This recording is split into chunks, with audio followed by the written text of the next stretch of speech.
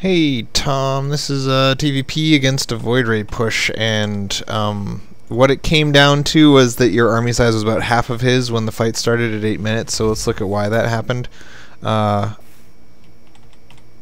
First of all, by 6 minutes you are already 3 or 3.5 workers behind, and some of that comes from supply blocking, but not all of it. So I'm just watching your SCV production. So a big, like right there you missed SCVs for a half a second, right there you missed for a half a second.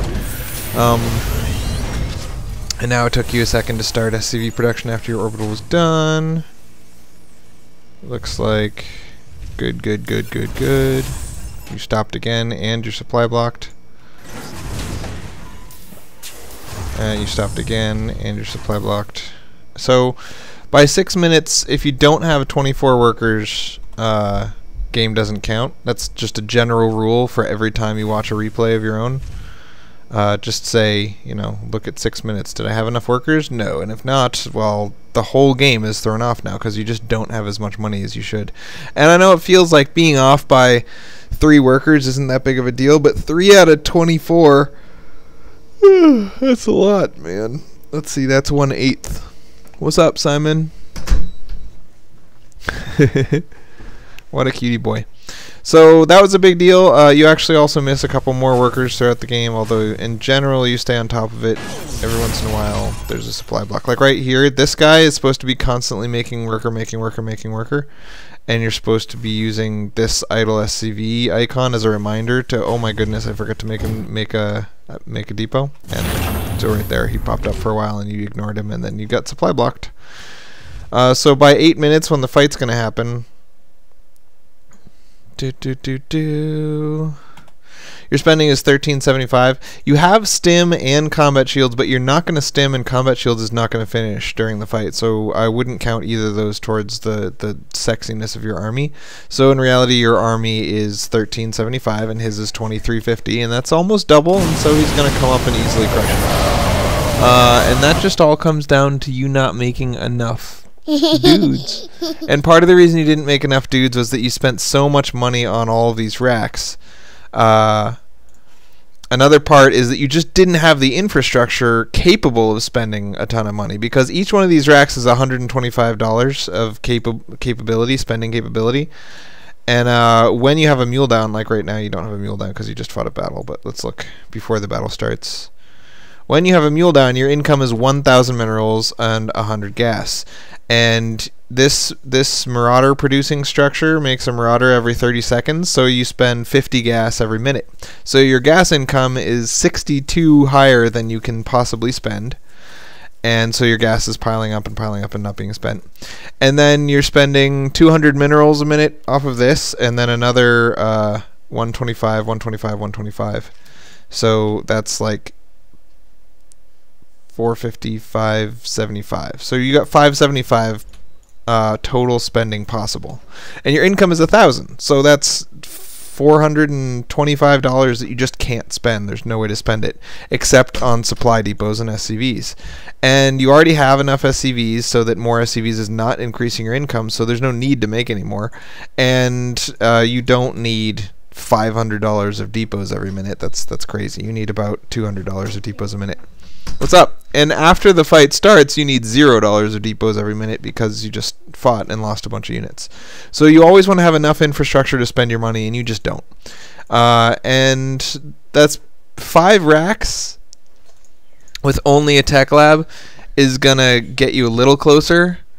You'll have only, I don't know, $300 that you can't spend, and $300 is much more reasonable because that's how much you're going to end up spending on SCVs and depots.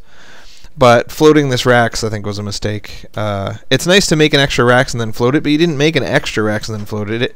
You made a racks that you needed and then floated it. So yeah, basically you just didn't have enough infrastructure.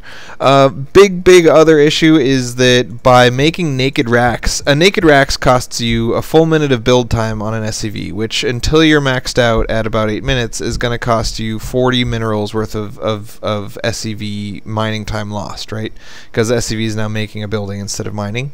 So you lose 40 minerals, and then it costs 150 minerals. In contrast, adding a reactor to an existing racks costs 50 minerals and 50 gas. But again, with only two marauders per minute, you don't have enough gas. You have too much gas. You have 50 extra gas per minute. So adding a reactor core every minute is fine, because you have the gas for it. So that gas is just being wasted otherwise. So it's basically free. So instead of 200 minerals, you're spending 50 minerals. So you're saving yourself 150 minerals, which is funny because that's the entire cost of the racks, basically. So in contrast, by leaving the SCV mining, you're gaining the 50 minerals that it costs to make the reactor. So reactors are basically free if you need that production infrastructure anyway. You often see me get one tech racks and 2 naked racks to open with, but that's because I need the gas for my tanks and for my banshees and for my starport and my factory and so on and so forth. So the gas is no longer free. In your build, you have no need of the gas, so the gas is completely free. So the reactor cores are even more beneficial than they would be to me. But even when I do open with 1 tech racks and 2 naked racks, I always add 2 reactors later. I never build, another racks and then another racks and then another racks unless I'm going for a very gas heavy build. So when you're going for a mineral heavy build like this, your minerals are the only valuable thing. So you don't want to waste a bunch of them on raxes. Another obvious thing, you have a marine standing here. You know he didn't expand. So you know a 1 base attack is coming, and you know that when a 1 base attack comes, it's either going to come at 7 minutes or 8 minutes. So you should have a bunker in preparation for that. And also, your decision to never get a factory and never spend gas on anything means that your maximum capacity for army is going to be coming from your minerals. So you're only going to have a maximum of $1,000 of troops every minute. Whereas if you had the extra 125 gas and you spent all of it on troops, that'd be 20% more money every cycle that you got to spend, because 20% of your income is going to come from gas. So yeah, I really don't like this build, and you cut workers several times doing it as well. And so do a better build, man. Do a better build. If you really want only infantry, if you're convinced that it's a mistake to ever make higher tech units, which I think is silly, but if you are only going to do infantry, the absolutely standard infantry build is 3 racks with 3 add-ons. And because it's so standard, it exists in this spreadsheet of horror, spreadsheet of terror. So 3 racks, 2 tech, 1 core is like, it's this one. It's super standard, and it gets you 2,450 total spending at 8 minutes. So if you compare that to your 1,400 spending at 8 minutes, it's $1,000 more, because you save probably $300 by not making those racks. You save another $100 by not having the SCVs busy building those racks. You gain another probably $200 by not cutting workers early by accident. And so all that turns into army, like straight into army. So the very standard 3 racks, 2 tech, 1 core would have given you a huge army at this point, and it's much easier to do, and it's much more standard and more common, and it's just better all around. So if you want to go only infantry, the 3 racks is the standard way to do that. Again, I don't recommend going only infantry, but if you want to, do it that way. Other things. Uh-oh, Nick is facing a biggity-baddity boss in Kingdoms of Amalur. So, yeah, other things. You have your Marauders out front. This is beautiful. You have your Marines behind them. So when the engagement happens, your Marauders are going to take the damage first, and that's great, because if he kills all your Marines, even if you have infinite Marauders left, you can't get the Quickers, so that's terrible. But you did well with your positioning, and this fight actually was an even trade. So imagine you traded relatively evenly, even though he had double your army size. So imagine if you had the same army size as him, this game would be over. You would have just won the whole game. Like, crazy good. Another thing, obviously, your build, you went straight for stim as fast as possible, and this is something I do a lot, right? You go for 3 racks, no add-ons on the other 2, and just a tech lab first, and you get stim immediately, and then you have stim super early. Like when you started at 4 minutes, it takes 3 minutes to build, it's done at 7 minutes. And so many Protoss all-ins come at 7 minutes that having stim finish at 7 minutes is like an instant win, like you're guaranteed to win.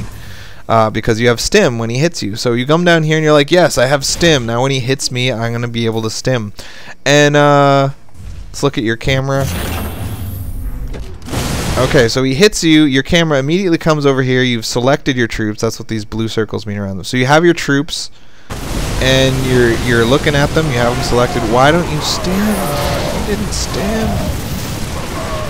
So I am totally fine with not stimming, but if your build centers around stim, like if you specifically like cut the reactor cores and went for naked racks just so that you'd have enough gas to get stim super early, and you got stim immediately cutting concussive shells, and like you sacrificed a lot to get this really early stim, and then you don't use it, that's just terrible. So I'm okay with not researching stim, but once you've researched it, you better be using it.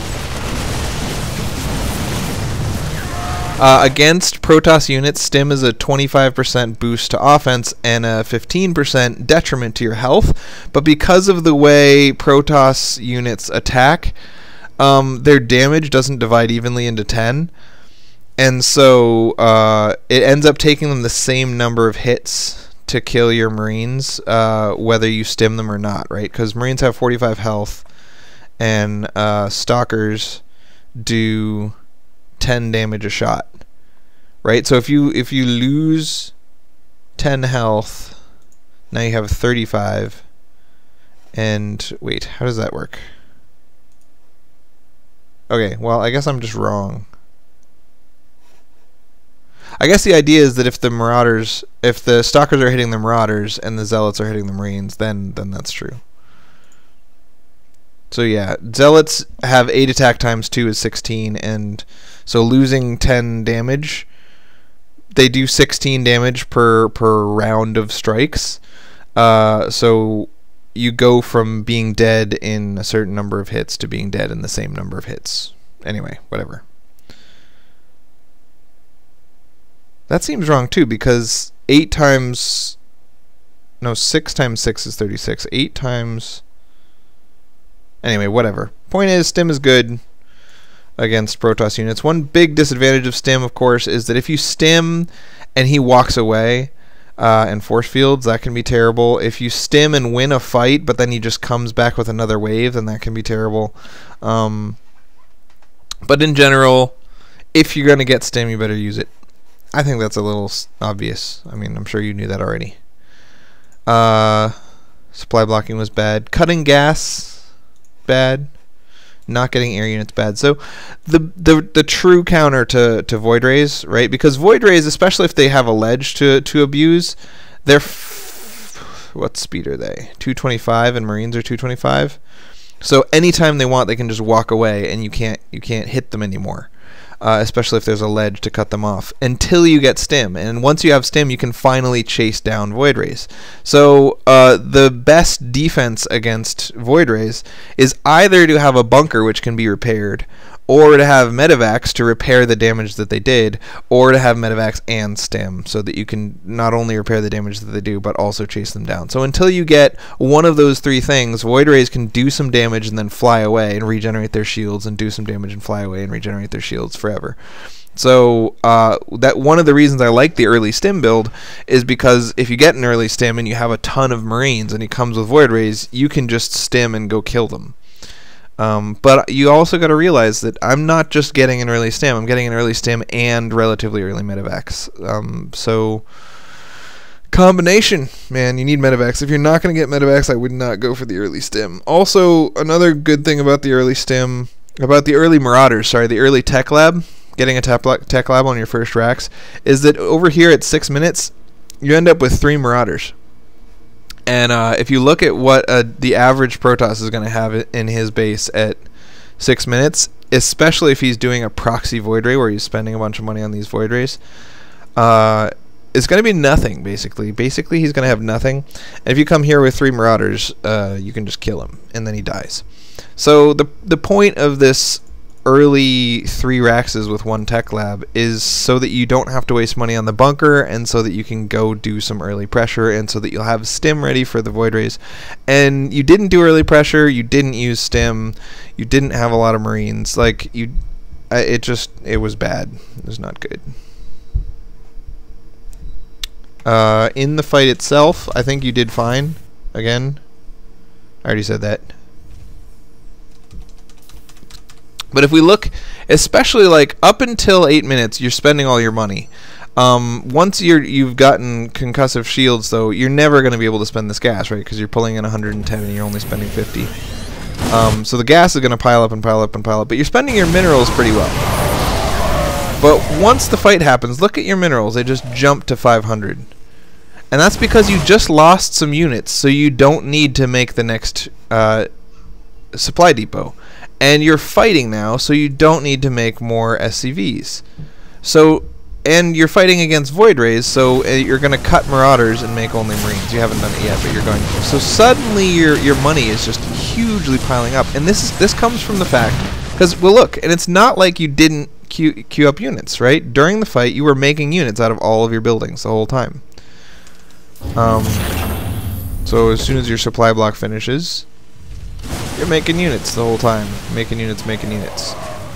And your money is still piling up. You're not supply blocked. You're not forgetting to queue up units. You're macroing just fine. And you're not supply blocked. So why is your money climbing? And this comes from the fact that you just don't have enough money to... enough racks to spend your money. When you stopped dropping mules...